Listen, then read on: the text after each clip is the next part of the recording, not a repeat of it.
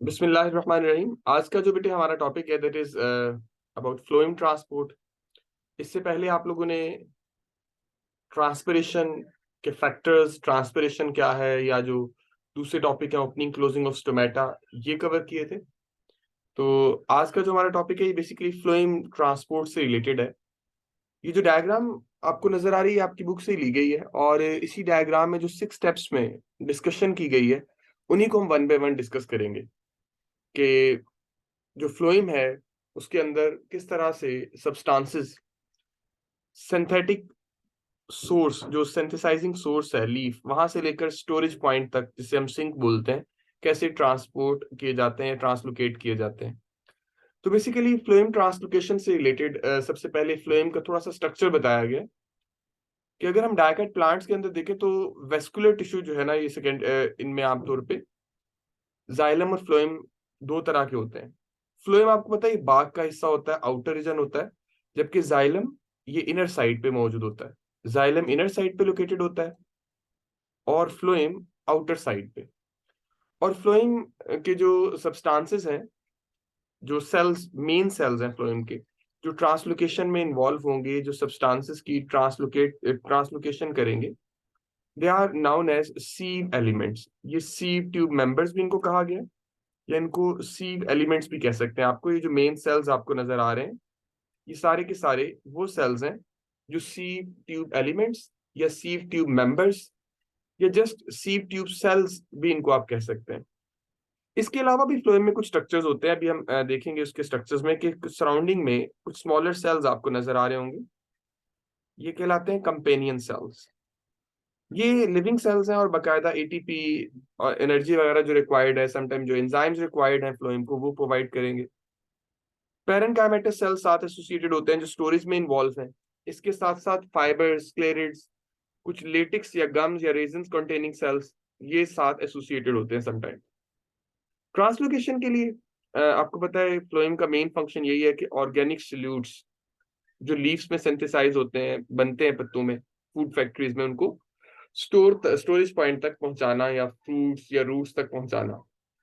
और सीव एलिमेंट्स, इनके एक करेक्टरिस्टिक फीचर ये है कि जो सीव ट्यूब सेल्स आपको नजर आ रहे हैं ना बेटा, बड़े बड़े से ये वाले सेल्स, इन सेल्स के दरमियान में अगर आप देखें तो बिल्कुल ये जो पॉइंट्स हैं, contact points, they are referred as sieve areas.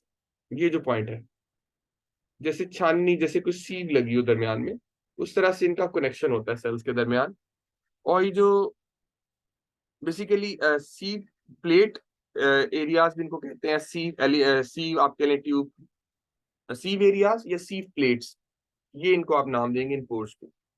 Sieve tubes के अंदर ट्यूब्स, पूरी वो सेल होगा सीव ट्यूब एलिमेंट, उसके अंदर जगह जगह जैसे किसी पाइप के अंदर प्लेट्स लगी हुई हैं, तो फ्लोएम के अंदर भी ऐसे प्लेट्स सेट होती हैं।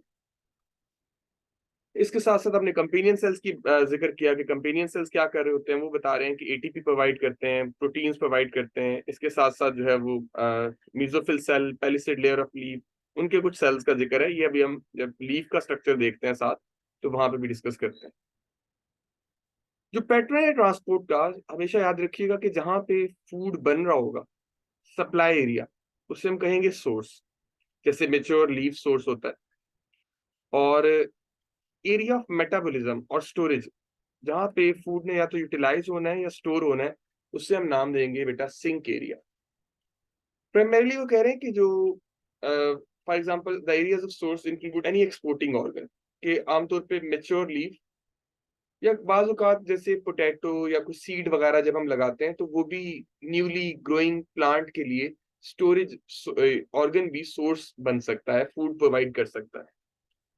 तो आमतौर पे यहाँ पे ये बता रहे हैं the areas of sources include any exporting organ, typically a mature leaf or a storage organ that is capable of storing photosynthate in excess of its own needs.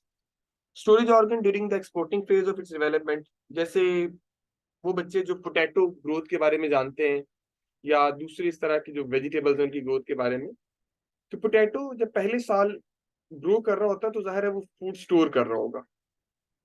But next time उसी potato को grow करवाने के लिए आप जो है वो ground में जब लगाते हैं उसकी बर्ड, यानी पोटैटो को या उसके जो पार्ट्स हैं, तो उससे नया प्लांट ग्रो करना होता है, और वो जो न्यू प्लांट ग्रो कर रहा होगा बेटे, डेफिनेटली उस न्यू ग्रोइंग प्लांट को एनर्जी चाहिए, फूड चाहिए। उस वक्त ये पोटैटो जो कि पिछले साल स्टोर हाउस यानी स्टोरेज साइट का काम कर रहा था, स्टोरेज यानी सिंक का काम कर रहा था, अब यही पोटैटो सोर्स का काम करेगा। मतलब पहली दफा जो पार्ट स्टोरेज साइट था, अब वो फूड प्रोवाइड करने लग जाएगा न्यूली ग्रोइंग लीव्स के लिए नेक्स्ट ग्रोइंग सीजन में। और इसी तरह सिंक जो है वो एरिया वो होता है जो कि हाईली एक्टिव मेटाबॉलिज्म शो करता है और स्टोरेज कर सकता है root tubers, developing fruits, immature leaves. ये सारी की सारी एग्जांपल सिंक की दी हुई है इन्होंने। तो आपने ये बात याद रखनी है कि जो सिंक होता है, बाजुकात एक फेज में वो आप कह लें कि स्टोरेज कर रहा होता है, तो नेक्स्ट फेज में वो फूड प्रोवाइड भी कर सकता है। फिर फ्लोएम के अंदर ट्रांसपोर्ट से रिलेटेड दो तरह की थ्योरीज दी गई। एक थ्योरीज के जिसमें एटीपी यूज होती है, एक्टिव थ्योरीज, उसके लिए ज्यादा एविडेंसेस नहीं है, सो इस थ्योरी को रिजेक्ट कर दिया गया है। और हमारे पास सिर्फ एक ही मेन थ्योरी बचती है, वो है पैसिव थ्योरीज। पैसिव थ्योरी में डिफ्यूजन को पहले कहा गया कि शायद डिफ्यूजन से सब्सटेंसेस ट्रांसलोकेट हो रहे होते हैं, लेकिन बाद में ऑब्जर्व किया गया कि ये तो इतना स्लो प्रोसीजर होता है बेटा डिफ्यूजन, कि इससे जो सब्सटेंसेस हैं वो ट्रांसलोकेट कर ही नहीं सकते, या आप कह लीजिए सब्सटेंसेस मूव नहीं कर सकते। मसलन डिफ्यूजन का रेट नोट किया गया है कि 8 ईयर्स लगेंगे, 8 साल लगेंगे अगर 1 मीटर का डिस्टेंस कवर करना पड़े, 1 मीटर का डिस्टेंस। जबकि प्लांट्स में 1 मीटर का डिस्टेंस 1 घंटे में कवर हो जाता है, 1 आवर में कवर हो जाता है। So that means diffusion is also rejected. Active theories को भी रिजेक्ट कर दिया गया, डिफ्यूजन को भी रिजेक्ट कर दिया गया। अब हमारे पास सिर्फ एक ही हाइपोथेसिस, एक ही थ्योरी अवेलेबल है, जिसको हम कहते हैं मास फ्लो, प्रेशर फ्लो या बल्क फ्लो थ्योरी। तो यहाँ पे एक एमसीक्यू भी नजर आ रहा होगा आपको कि most widely accepted theory of carbohydrate translocation, ये आपके पास है मास फ्लो थ्योरी, या इसको mass flow hypothesis, bulk flow hypothesis या प्रेशर फ्लो हाइपोथेसिस कहते हैं। इसके 6 पॉइंट्स क्या हैं वो हम यहाँ पे इस डायग्राम में डिस्कस करेंगे। लेकिन प्लांट्स में जब आप कह लें कि मीजोफिल सेल्स के अंदर कार्बन डाइऑक्साइड गैस कैप्चर करने के बाद फूड यानी शुगर सिंथेसाइज होती है, तो पहले ये सराउंडिंग बंडल शीथ सेल्स में, फिर phloem parenchyma cells, then companion cells और फिर सीव एलिमेंट्स में जाती है। तो ये जो मीजोफिल है, मीजोफिल के साथ साथ जो है पेरेन्काइमा सेल्स या बंडल शीथ सेल्स जिन्हें हम कह रहे हैं, प्लस पेरेन्काइमा सेल्स, और फिर उसके बाद कंपेनियन सेल्स या सीव एलिमेंट्स। तो ये चंद एक पॉइंट्स के हवाले से एक क्वेश्चन भी बना हुआ है यहाँ पे, उसको भी आप इसी सीक्वेंस में देखेंगे। फर्दर ये जो डायग्राम है बेटा आप लोगों की बुक में, इसी डायग्राम के 6 पॉइंट्स को पेज पे एक्सप्लेन भी किया गया अलग से और डायग्राम के साथ भी मेंशन किया गया। मसलन स्टेप नंबर 1, सबसे पहले स्टेप में वो कह रहे हैं कि शुगर यानी सुक्रोज सिंथेसाइज होती है, जिसको रेड डॉट से वो शो कर रहे हैं। जो रेड डॉट्स नजर आ रहे हैं ना पिक्चर में, डायग्राम में, ये वाले रेड डॉट्स सुक्रोज है, शुगर है। ये ज़ाहिर है डायरेक्ट नहीं बनती, पहले ग्लूकोज बनता है, जो आपने चैप्टर 11 में पढ़ा था, लाइट रिएक्शंस फिर डार्क रिएक्शन कैल्विन साइकिल के बाद उस ग्लूकोज को सुक्रोज में कन्वर्ट कर लिया जाता है इन्हीं पॉइंट्स पे। Step number 1 is completed. Step number 2 पे क्या होगा कि ये जो सुक्रोज है एक्टिवली ट्रांसपोर्ट किया जाएगा इसको कंपेनियन सेल में। ये जो सेल नजर आ रहा है ना बेटे सराउंडिंग में लीफ के साथ, ये कंपेनियन सेल है जो फ्लोएम का पार्ट होगा। और एक्टिव ट्रांसपोर्ट में सिर्फ शुगर के हवाले से ये सुक्रोज डिफ्यूज करेगी सीव ट्यूब एलिमेंट में थ्रू प्लाज्मोडेस्माटा। यानी अगर आप स्टेप नंबर 2 को थोड़ा सा डिटेल से ऑब्जर्व करें, तो स्टेप नंबर 2 के मजीद दो हिस्से, दो पार्ट्स यहाँ पे दिए गए होंगे। कौन कौन से पार्ट्स भाई? दरअसल मैं इसी जो है वो डायग्राम को थोड़ा सा अगर आप लोगों के लिए जूम करूं, तो ये देखिएगा जरा कि इसी जो पॉइंट है स्टेप नंबर 1 और स्टेप नंबर 2, स्टेप नंबर 1 पे जस्ट शुगर बन रही थी और उसको शुगर को ट्रांसलोकेट किया जा रहा है स्टेप नंबर 2 में लीफ से सीव ट्यूब एलिमेंट्स तक, फ्लोएम तक। ये येलो कलर के जो सेल्स नजर आ रहे हैं ना, ये फ्लोएम है। अब पहले स्टेप में 2A में एक्टिव ट्रांसपोर्ट है शुगर की, जिसे आप स्टेप नंबर 2 का पहला पार्ट कह सकते हैं। और स्टेप नंबर 2 में ये शुगर प्लाज्मोडेस्माटा के थ्रू डिफ्यूज कर रही है, यानी पैसिव ट्रांसपोर्ट हो रही है सीव ट्यूब एलिमेंट में। आपने ये पढ़ा था कि जहां पे सॉल्यूट मॉलिक्यूल जाते हैं उधर वाटर पोटेंशियल लो हो जाता है,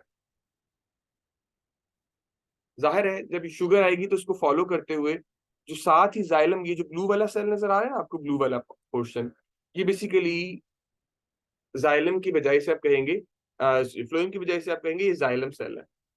तो इस जाइलम सेल से स्टेप नंबर 3 में वाटर भी शुगर को फॉलो करता हुआ इधर आ जाएगा।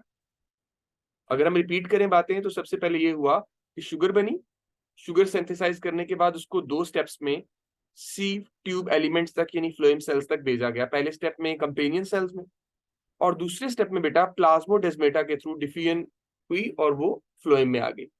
जब यहाँ पे वाटर पोटेंशियल लो हो गया तो अब उस लो वाटर पोटेंशियल को कंपनसेट करने के लिए सराउंडिंग जाइलम से वाटर मूव करके लीफ एंड पे या सोर्स एंड पे आ गया, जिसकी वजह से यहाँ पे वाटर पोटेंशियल राइज करेगा, और वाटर पोटेंशियल इंक्रीज होने से ये जो लीफ एंड है जहाँ पे सोर्स मौजूद होता है उस पे हमेशा जो है वो आपके पास ज्यादा शुगर ऐड होने की वजह से वाटर पोटेंशियल भी ज्यादा एस्टेब्लिश रहेगा, मेंटेन रहेगा। और स्टेप नंबर 4 पे क्या होगा? वैसे तो ये मूवमेंट यहाँ पे एक्सप्लेन की गई है फिर स्टेप नंबर 6 में कि सोर्स से सिंक तक सब्सटेंसेस कैसे पहुंचे, उसको हम लास्ट स्टेप पे देखेंगे। जी अब्दुलरहमान बेटा पूछिए आप।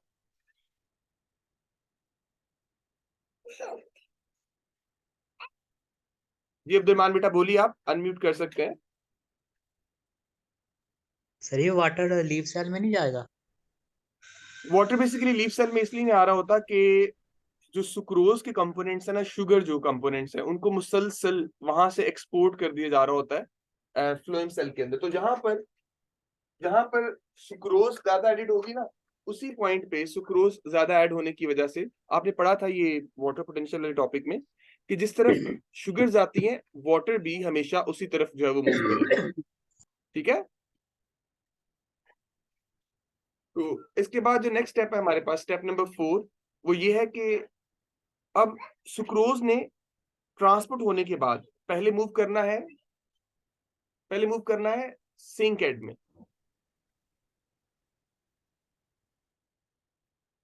और sucrose, yes my dear just 1 minute, sucrose जब सिंक के अंदर स्टोर हो जाती है बेटा तो उसके बाद अगले स्टेप में क्या होता है, नेक्स्ट स्टेप में ये होगा कि सुक्रोज को फॉलो करते हुए वाटर भी सिंक के अंदर आ जाएगा। और जब वाटर सिंक के अंदर आता है तो ऑब्वियसली जाहिर है हमने ये बात पढ़ी पहले भी कि जिस तरफ शुगर जाती हैं सुक्रोज भी या सोल्यूट भी उस तरफ जाएगा। बेटा सुक्रोज पहले जाएगी, सुक्रोज को फॉलो करते हुए वाटर जाएगा, अल्टीमेटली इस पॉइंट पे वाटर पोटेंशियल लो हो जाएगा। ये जो सिंक एंड है इस पे वाटर पोटेंशियल क्या हो जाएगा, लो हो जाएगा। और जब वाटर पोटेंशियल लो होता है तो step number 6, please just 1 minute, step number 6 पे क्या होगा कि सोर्स एंड जहां पे शुगर ऐड हो रही थी बेटा, जब वो सिंक एंड जहां पे शुगर ने स्टोर होना है उससे बाहर निकली तो वहां पे वाटर भी फॉलो करता हुआ कुछ इधर जाता है और कुछ वापस जाइलम के अंदर भी चला जाता है, जिसकी वजह से मुसलसल इस पॉइंट पे वाटर पोटेंशियल लो रहेगा। इस पॉइंट पे वाटर पोटेंशियल क्या रहेगा, लो। और ये जो एंड है इस पे वाटर पोटेंशियल क्या रहेगा, हाई। मुसलसल यहाँ पे ये इवेंट होते रहेंगे जिसकी वजह से वाटर प्लस शुगर्स ये मूव करेंगी हाई वाटर पोटेंशियल वाले पॉइंट से लो वाटर पोटेंशियल की तरफ। हम इसको दोबारा रिवाइज करते हैं, लेकिन ये 6 स्टेप जो है, स्टेप नंबर 6, ये बेसिकली कहलाता है बल्क फ्लो। दरमियान में आप देख रहे होंगे कि जब मूवमेंट हो रही है आखिरी स्टेप में, जब हम बात करें कि आखिर ये सब्सटेंसेस लीफ से सिंक तक कैसे पहुंचे, सोर्स से सिंक तक, तो दरमियान में सीव एरियाज लगे हुए हैं। सीव एरियाज यहाँ पे इन सब्सटेंसेस को यानी शुगर को और वाटर को ज्यादा ऐड करके, इधर आप यूं कह लें कि बल्क के अमाउंट में, ज्यादा अमाउंट में, अगर ये सीव एरियाज ना लगे होते तो ये सब्सटेंसेस डिफ्यूज करते रहते ऐसे ही। लेकिन सीव एरियाज की वजह से बल्क में ज्यादा अमाउंट में सब्सटेंसेस ट्रांसपोर्ट होते हैं, जिसकी वजह से इस प्रोसेस को बोला जाता है बेटे बल्क फ्लो या मैस फ्लो हाइपोथेसिस। कोई क्यूरीज है या कोई क्वेश्चन है तो पूछ लीजिएगा, लेकिन एक दफा मैं क्विकली इसको रिवाइज करता चलूं कि स्टेप नंबर 1 पे शुगर बनी लीफ में, स्टेप नंबर 2 पे उसको पहले कंपेनियन सेल में और फिर सीव ट्यूब सेल यानी फ्लोएम सेल में भेजा गया। स्टेप नंबर 3 पे उस शुगर को फॉलो करते हुए जाइलम से वाटर आया, जिससे यहाँ पे वाटर पोटेंशियल बढ़ा, पहले कम हुआ बाद में इंक्रीज हुआ वाटर के आने से। और स्टेप नंबर 4 पे हमने कहा ये शुगर बाहर गई है इनटू द सिंक, और स्टेप नंबर 5 पे उसको फॉलो करते हुए वाटर भी बाहर गया, कुछ यहाँ पे चला जाता है, कुछ वापस जाइलम में डिफ्यूज करता है। आखिरी स्टेप में हमने ये पढ़ा कि ये जो हाई वाटर पोटेंशियल का एरिया था सोर्स एंड, वहां से सिंक की तरफ सब्सटेंसेस कैसे मूव किए। कोई क्वेश्चन या क्वेरी है तो बेटा पूछ लीजिए आप, फिर हम नेक्स्ट जो है वो दूसरे टॉपिक पे मूव करेंगे।